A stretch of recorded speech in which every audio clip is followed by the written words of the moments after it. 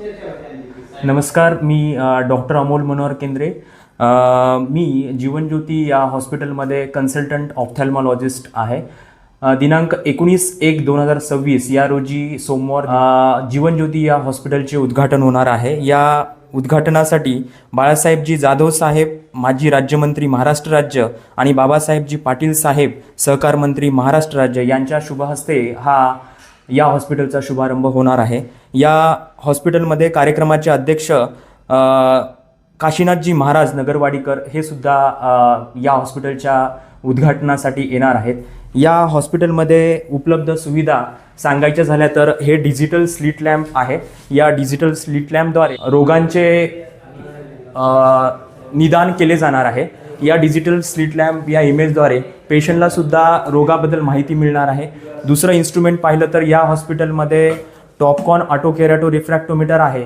या auto kerato रिफ्रॅक्टोमीटर जो आहे तो संगणकद्वारे पेशंटचे चष्म्यांचे नंबर या मशीनद्वारे काढले जातात.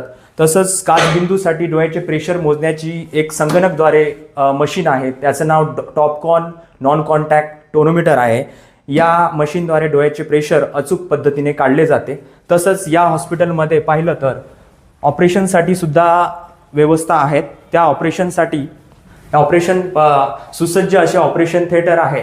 या ऑपरेशन थिएटरमध्ये पाहिलं तर ॲडव्हान्स पद्धतीचे झाईस मायक्रोस्कोप आहे. या मायक्रोस्कोपद्वारे पेशंटचे ऑपरेशन्स केले जातील. या ऑपरेशनमध्ये बेसिकली डोळ्यांचे येतो, बेसिकली त्याला टेरिजियम म्हणतात, त्या पडद्यांचे ऑपरेशन केले जाईल. तसेच तिरळेपणाचे ऑपरेशन केले जाईल, काचबिंदूचे ऑपरेशन केले जाईल, मोत्याबिंदूचे ऑपरेशन केले जाईल.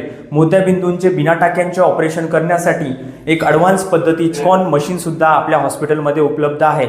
तर मला अहमदपूरकर आणि अहमदपूरकरच्या बाजूचा जो परिसर आहे त्यांना एक संवाद व्यक्त करायचा आहे. या हॉस्पिटलमध्ये नक्कीच एक वेळ भेट द्या आणि मी प्रामाणिकपणाने, निष्ठेने आणि करुणेने या हॉस्पिटलसाठी सेवा देईन.